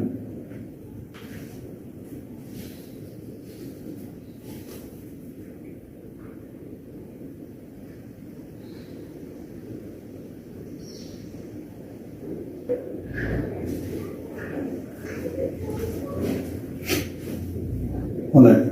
මම හිතනවා ඔබ වීඩියෝ එක මතක් නවත්තලා මේක ලියාගන්න ඇති කියලා. අපි එහෙනම් බලමු ඊළඟ එක. දැන් වස්තු අපි F P අතර තිබ්බා, ඊළඟට F වල තිබ්බා, F C අතර තිබ්බා, C වල තිබ්බා. දැන් අපි C වලට පිටින් තියලා බලනවා. ලියාගන්න වස්තුව C වලට පිටින් ඇති විට. ඒ කියන්නේ වක්‍රතා කේන්ද්‍රයට එහා පැත්තේ වස්තුව තියෙන අවස්ථාවේ. වස්තුව C වලට පිටින් නැති විට බලමු අපි කිරණ සටහන අදින්න වස්තුව C වලට එපිටින් ඇති විට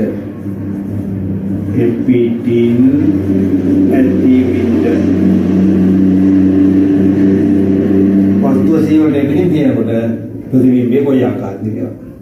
right.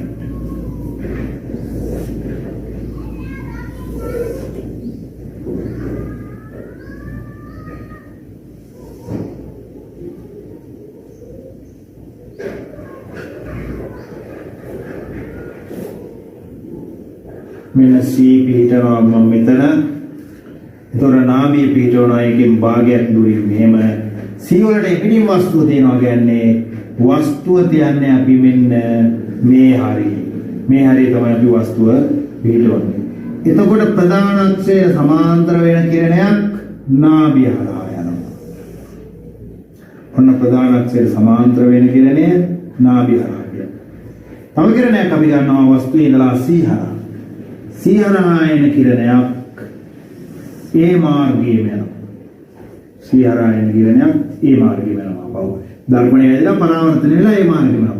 එතකොට මේ කිරණ දෙක මුණ ගැහෙන තැන තමයි අපට ප්‍රතිබිම්බය ලැබෙන්නේ. මේ බලන්න. මේ කිරණ දෙක මෙන්න මෙතනදී මුණ ගැහෙනවා.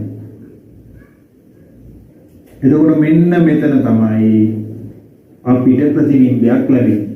එතකොට මේක තමයි ප්‍රතිබිම්බයයි. එතකොට අපේ වස්තුව වෙන්නේ මේක. දැන් බලමු උඩ. දැන් මේ වස්තුවට වඩා ප්‍රතිබිම්බය කුඩායි. ඒ වගේම වස්තුව උඩු කුරුයි ප්‍රතිබිම්බය යටි කුරුයි.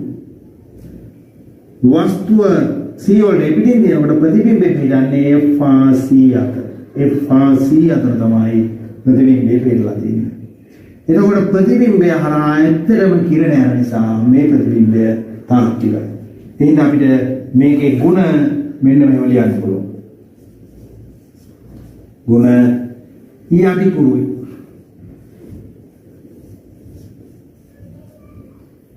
ඊළඟට තාත්විකයි.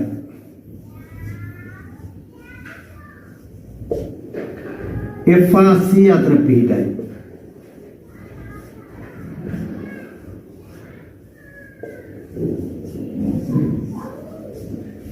යටි කුරුයි තාත්විකයි FRC අතර පිටයි. එතකොට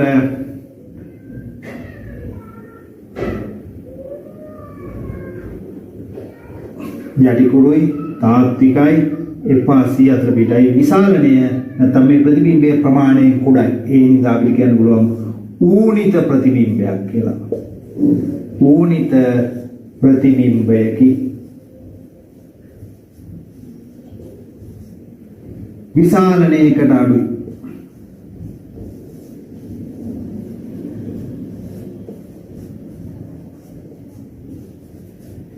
විසාලනය එකට අඩුයි.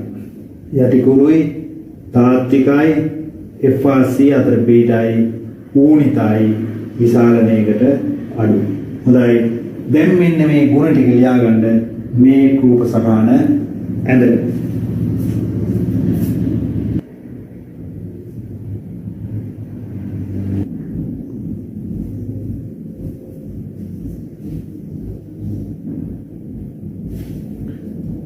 මම හිතනවා ඔබ ලියා ගන්න ඇති.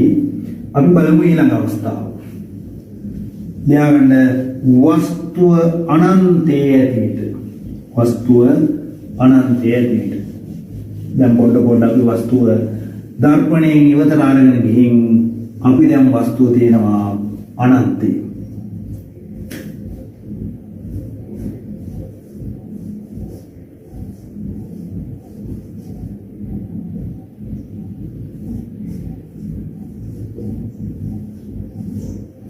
वस्तु अनंते ऐसी बल्ब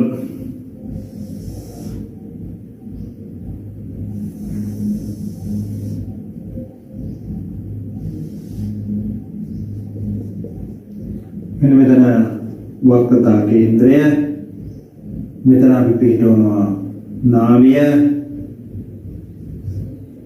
වස්තුව තියෙන අනන්තේ. දැන් අපි නාභියේ වස්තුවක් තියෙනකොට අපි දැක්කා අනන්තයේ විශාල ප්‍රතිබිම්බයක් ලැබෙනවා. යටිකුරු විශාල ප්‍රතිබිම්බයක් අනන්තයේ ලැබෙනවා. අපි දැන් වස්තුව අරගෙන ගිහින් අනන්තයේ තියෙනවා අති විශාල වස්තුවක් අනන්තයේ තියෙනවා. මේ හරියේ කෙලවර අති විශාල වස්තුවක් මේ හරියෙන් අනන්තයේ තියෙන විශාල වස්තුවක්. ඒ විශාල වස්තුවේ මුදුනේ ඉඳලා තමයි අපිට ආලෝක කිරණයක් එන්නේ. අපි ගමු මුදුනේ ඉඳලා මෙන්න මේ නාභිය හරහා එන ආලෝක කිරණය. අපි දන්නේ මේ වස්තුව අර අනන්තයේ තියෙන්නේ. එතකොට මේ කිරණය අපිට මෙහෙම තමයි දෙන්නේ. මුදුනේ ඉඳලා නාභිය හරහා කිරණයක් එනවා. දැන් අපි දන්නවා නාභිය හරහා කිරණයක් ආවොත් ඒක පරාවර්තනයේ පස්සේ සමාන්තරව යනවා. ඔන්න හොඳයි ඒ කිරණය. අනන්තයේ ඉඳලා තව කිරණයක් අපි ගන්නවා C හරහා කිරණයක්. මෙන්න මෙහෙම C හරහා කිරණයක් ගන්නවා. ඒකට මොකද වෙන්නේ? අනන්තයේ ඉඳලා එන කිරණ සමාන්තරව එන්නේ. ඒ කිරණය ඇවිල්ලා දර්පණේ වැදිලා ආපු මාර්ගයේම යනවා. මෙන්න මේ කිරණ දෙක මුණ ගැහෙන තැන. හරිද? මේ කිරණ දෙක මුණ ගැහෙන තැන තමයි හැදෙන්නේ ප්‍රතිබිම්බය. මොනවයි කිරණ මුණ ගැහෙන තැන. ඔය කිරණ දෙක මුණ ගැහෙන තැන ප්‍රතිබිම්බය හැදෙනවා. මේ දින ප්‍රතිබිම්බය.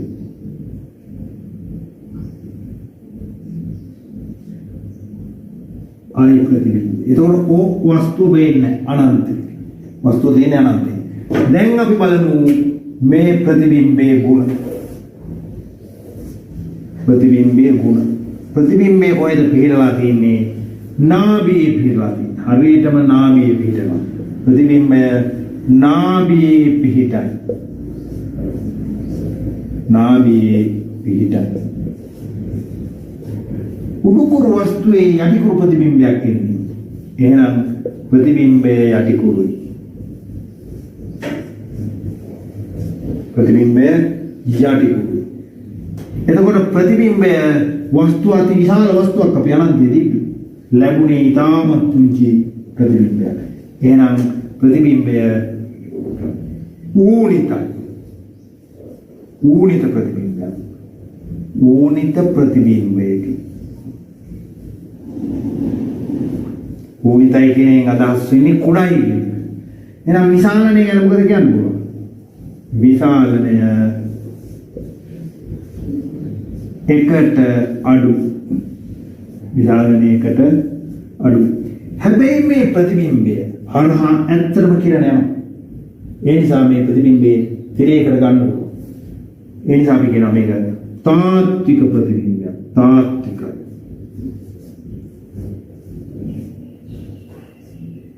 තාත්විකයි. දැන් අපි ඉගෙන ගත්තා මෙහෙම එකක්. මේව අවතල දර්පණයක සමාන්තර පැමිණෙන ආලෝක කිරණ මෙහෙම එක තැනකට එකතු වුණානේ. මෙහෙම සමාන්තර වෙනේ ඔය එක තැනකට එකතු වුණානේ. කොහොම? අපි අවතල දර්පණයක් සූර්යයට ඇල්ලුවොත්. සූර්යයට මෙහෙම දර්පණයක් ඇල්ලුවොත් සමාන්තර වෙන ආලෝක කිරණ දර්පණයේ ඉදිරියෙන් එක්තරා ලක්ෂයකට එකතු වෙනවා. ඔන්න ඔය ලක්ෂය තමයි දර්පණයේ නාභිය කියන්නේ. ඇත්තටම සූර්යාගේ ප්‍රතිබිම්බයක් තමයි මේ නාභියෙන්. සූර්යාගේ ප්‍රතිබිම්බයක් තමයි නාභියෙන්. අපි අවතල දර්පණයක් මෙහෙම සූර්යයට ඇල්ලුවොත් ඊට ඉදිරියෙන් ලොකු ආලෝක ලපයක් එනවා.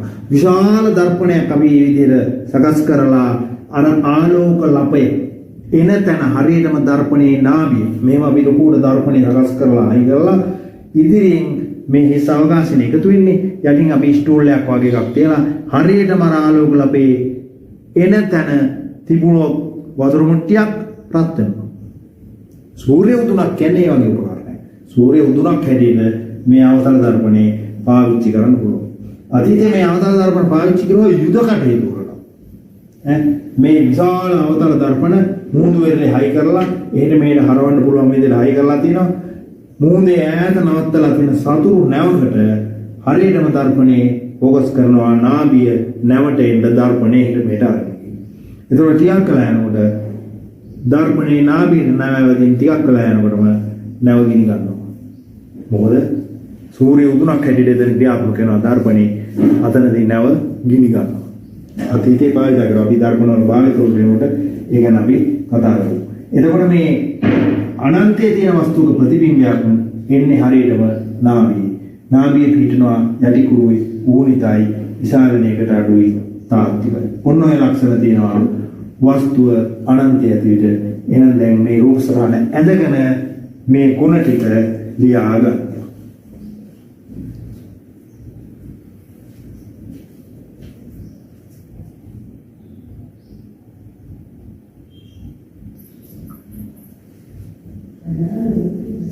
හොඳයි.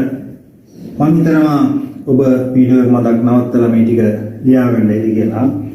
අපි දැන් අද පාඩමේ කරපු දර්පණ වලින් සෑදෙන අවතර දර්පණ වලින් සෑදෙන ප්‍රතිබිම්බ පිළිබඳ කරපු කතාවේ සාරාංශයක් ගන්න බලමු. මෙන්න මේවයි. දැන් අපි මුලින්ම දර්පණය ඉදිරියෙන් ප්‍රධාන අක්ෂය මත අපි ලඟු කරමු. මෙතන නාභිය දුරට සමාන දුරකින් අපි පිටවනවා වක්‍රතා කේන්ද්‍රය. අපි මුලින්ම වස්තුව තිබ්බා දර්පණය හා නාභිය අතර. මෙන්න මෙතනයි අපි වස්තුව තිබ්බේ. මම මේක O1 කියන වස්තුව. මේකේ ප්‍රතිබිම්බය කොහෙද හැදුනේ? මේකේ ප්‍රතිබිම්බය හැදුනේ දර්පණයට පිටුපසින් මෙන්න මෙහෙම අතාත්තික විශාල ප්‍රතිබිම්බයක් තමයි අපිට දකින්න ලැබුණේ. I1 කියන ප්‍රතිබිම්බය. O1 වස්තුවේ ප්‍රතිබිම්බය I1.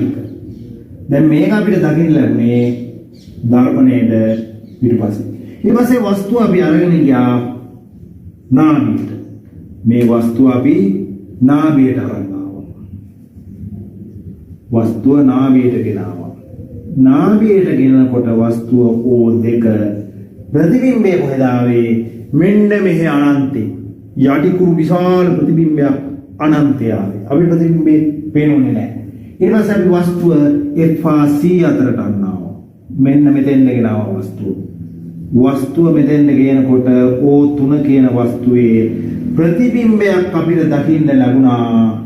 කොහෙද? මෙන්න මෙහි විශාල යටිකුරු ප්‍රතිබිම්බයක් අපි දැක්කා. මේ දැක්කා විශාල යටිකුරු ප්‍රතිබිම්බයක් I3 කියන ප්‍රතිබිම්බය. I3 O3 වස්තුවේ I3 ප්‍රතිබිම්බය. ඊට පස්සේ අපි වස්තුව ගෙනාවා හරියටම වක්‍රතා කේන්ද්‍රයට.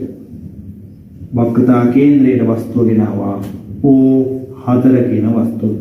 එතකොට ප්‍රතිබිම්බය කොහෙද ආවේ? හරියටම C වලට ආවා ප්‍රතිබිම්බය. වස්තුවට සමාන ප්‍රතිබිම්බයක් C වල ආවා I4 කියන ප්‍රතිබිම්බය. ඊට පස්සේ අපි වස්තුව අරගෙන ගියා වක්‍රතා කේන්ද්‍රයෙන් එපිටට. මෙන්න මෙතන ගෙනාවා වස්තුව. ඔන්න තෙන්න වස්තුව අරගෙන එනකොට O5 කියන වස්තුව ප්‍රතිබිම්බය අපිට ලැබුණේ FRC අතරට.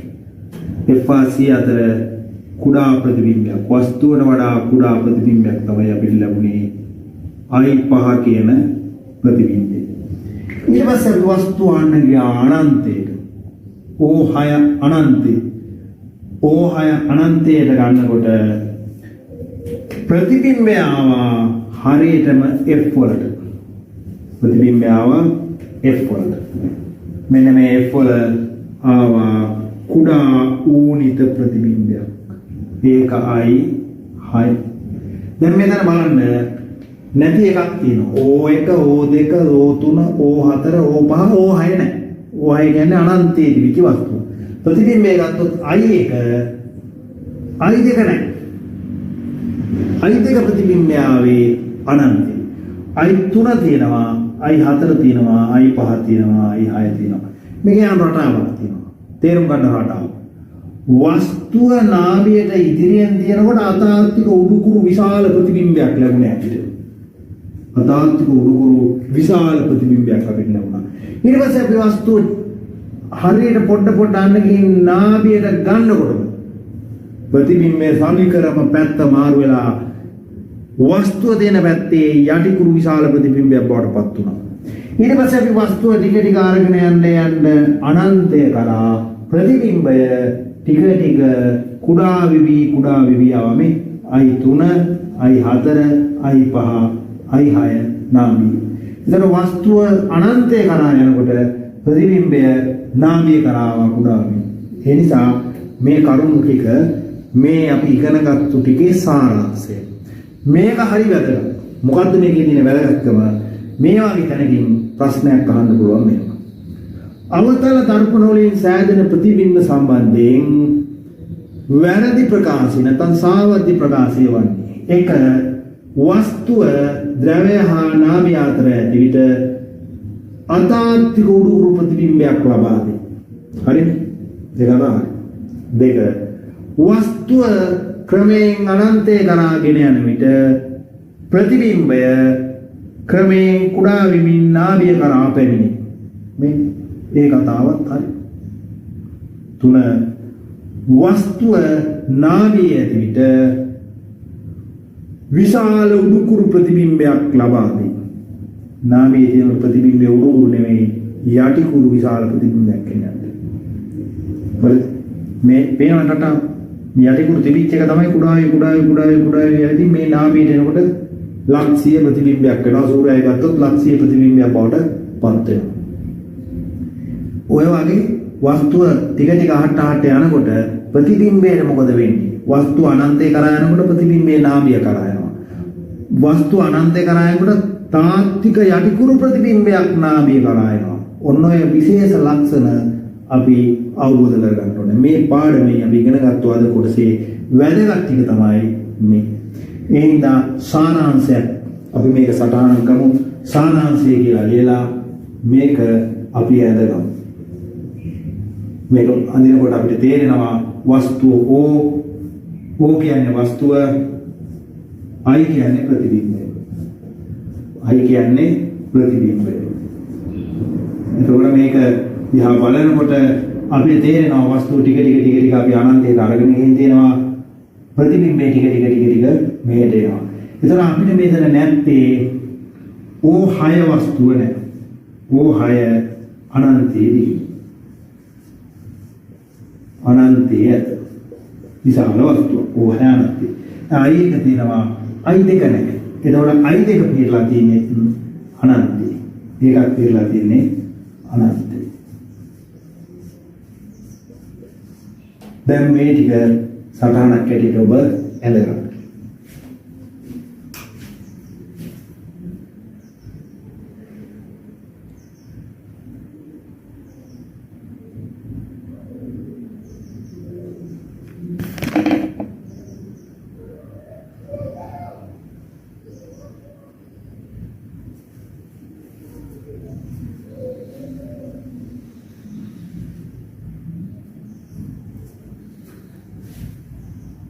හොඳයි.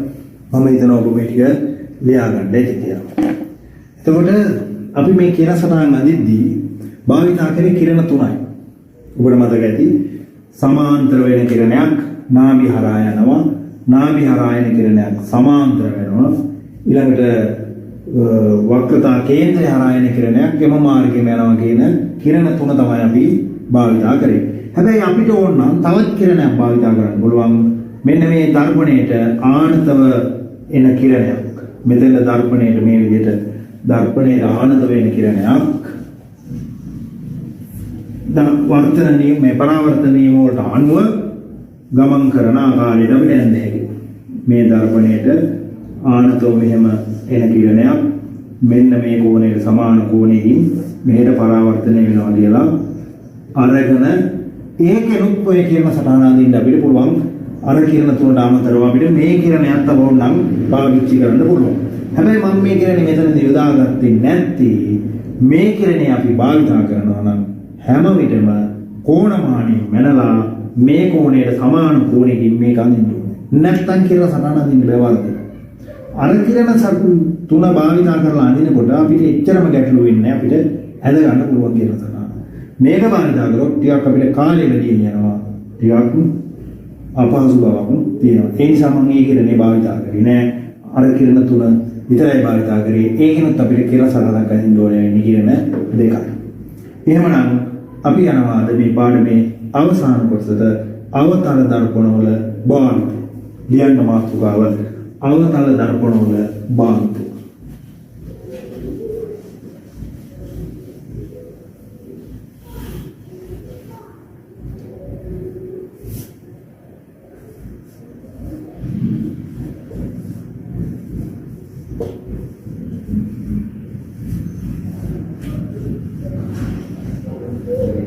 හොඳයි. අවතල දර්පණ අපි භාවිත කරන අවස්ථා කීපයක. එකක් තමයි රැවුල කැපීමේදී මුහුණ බලන්න පාවිච්චි කරනවා. රැවුල කැපීමේදී මුහුණ බැලීමට අවතල දර්පණ භාවිත කරනවා. අවතල දර්පණයකින් අර දැන් අපි දැක්කනේ මෙහෙම එකක්. මෙහෙම වස්තුව මේ F වලට ඉස්සරහින් වස්තුව තියෙනකොට විශාල ප්‍රතිබිම්බයක් න්යාය උරුකුරු. එතකොට මුහුණ මෙන්න මෙතන තියෙනකොට අපිට විශාල ප්‍රතිබිම්බයක් ලැබෙනවා. එතකොට අවතල දර්පණයෙන් මෙහෙම බලනකොට අපිට ලොකුවට පේනවා. නහේ පොල් ගෙඩියක් විතර පේනවා. රවුල් ගස් මෝල් ගස් විතර පේනවා. ලොකුවට පේනවා. මෝල් ගස් විතර නම් පේන්නේ නැහැ. නමුත් ලොකුවට පේනවා. ඒ නිසා රැවුල කැපීම සඳහා අපිට අවතල දර්පණයක් පාවිච්චි කරන්න පුළුවන්. right. ලියා ගන්න අංකයක රැවුල කැපීමේදී මුහුණ බැලීමට.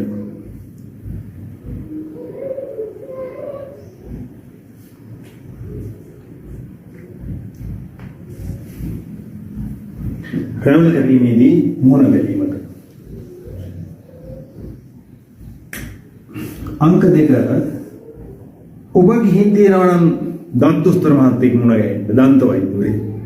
ඔහු ළඟ තියෙනවා පුංචි උපකරණයක්. ඒකේ කෙලවර චූටි අවතල දර්පණයකයි කරලා දෙන්නේ.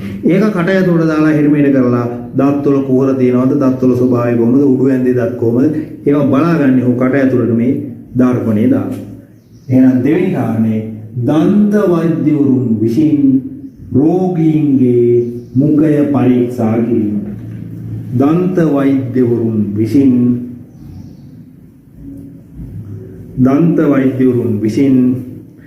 රෝගීන්ගේ මුඛය පරීක්ෂා කිරීමට.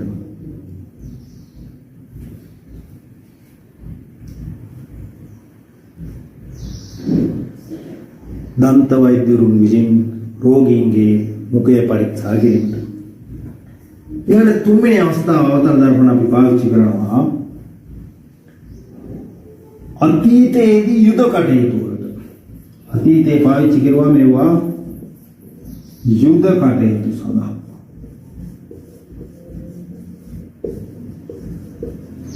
ඔය ආකිමිඩස්ගේ කාලේ ආකිමිඩස් හදලා තිනවා විශාල මේ අවතල දර්පණ කැබලි හයි කරලා දර්පණ කැලි හයි කරලා විශාල අවතල දර්පණ.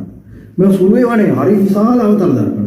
මේවා මුහුදයිනේ හයි කරලා තියෙන්නේ රෝද හයි කරපු කරත්තවල දර්පණය අහන්න මෙහෙට අරගෙන යන්න පුළුවන්. ඉතින් සතුරු නැවවදී මුහුදේ ගොඩබිමට ඈතින් නැංගුරන්ලා තියෙනකොට ගොඩබිමේ ඉන්න මිනිස්සු මොකද කරන්නේ? මේ දර්පණයක් අහන්න මෙහෙට අරගෙන ගිහින් මෙහෙම කරලා අර නැවට අල්ලනවා දර්පණය. ඒක නැවට ආලෝකය වැටෙනවා. නැවේ ඉන්න මිනිස්සු බලලා මොකද කොමුන් මේ කණ්ණාඩි අල්ලන්නේ අපිට කියලා. කණ්ණාඩි අල්ලනව නෙවෙයි මේ දර්පණේ නාභියට නැව ගන්නවා. නැවවල වෙඩි බෙහෙත් තිබ්බනේ. නැවවල වෙඩි බෙහෙත් තියෙනවා. ටික වෙලාවක් යනකොට නැව රත් වෙනවා. දර්පණේ තියලා මොකද ටික වෙලාවක් ඉන්නකොට නැව නැංගුරල්ලානේ තියෙන්නේ. නැව රත් වෙලා එකවරම නැව ගිනි ගන්නවා. එතකොට නැවේ ඉන්න මිනිස්සුන්ට හිතාගන්න බෑ මොකද මේ වෙන්නේ කියලා. මොකද මේ මිනිස්සු දන්නේ නැහැ මේ මොකද වෙන්නේ කියලා. මේක මේ අතීතයේ ආකිමිඩස්ගේ කාලේ වෙච්ච සිදුවීම්. ඒ හින්දා මේ අතීතයේදී යුද කටයුතු සඳහා මේ අවතල දර්පණ පාවිච්චි කරලා තියෙනවා. න්යාගන්න අතීතයේ යුද කටයුතු සඳහා.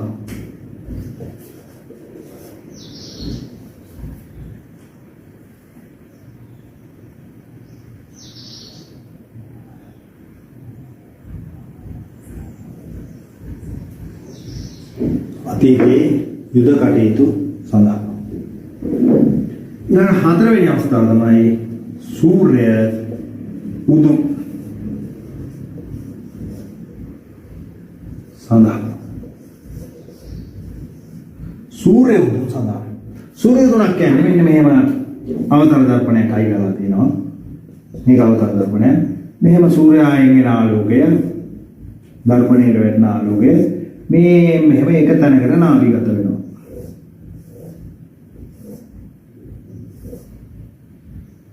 ඕම එක තැනකට නාභිගත වෙනවා. මෙන්න මෙතන තිබ්බොත් අපි මුට්ටියක් මොකද මුට්ටිය රත් එතකොට මේ සූර්යාලෝකයේ භාවිතා කරලා පාවිච්චි කරන්න පුළුවන් මුදුනක් හැටියට මේ අවතර දර්පණේ යොදා ගන්න පුළුවන්. මේ විදිහට අවතර දර්පණේ හරි කරලා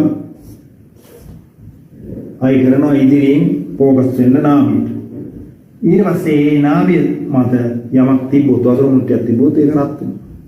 මේක සූර්ය උදුනක් හැටියට අපිට පාවිච්චි කරන්න පුළුවන්. මේ තමයි හතරවෙනි අවස්ථාව සූර්ය උතුම් සඳහා.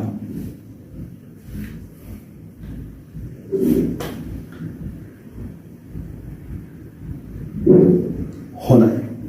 එහෙමනම් අද අපි අවතල දර්පණ වල ප්‍රතිබිම්බ සෑදෙන ආකාරයේ දර්පණයක් කියන්නේ මොකද්ද? ඒකේ නාභිය කියන්නේ මොකද්ද? වක්‍රතා කේන්ද්‍රය කියන්නේ මොකද්ද? අවතල දර්පණයක අවතල දර්පණ වලට අපි අபிසාරී දර්පණ කියලා හඳුන්වන ආලෝකයක තැනකට එකතු කරන හින්දා අபிසාරී දර්පණ කියලා හඳුන්වනවා කියවා.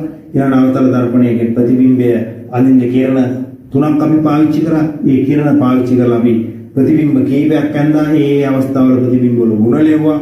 ඒ සියල්ල අද අපි අවසන් කළා. අවසානට අවතල දර්පණ වල භාවිතත් අපි කතා කරා. හොඳයි එහෙනම් අපේ පාඩම අද මෙතකින් නිමා වෙනවා.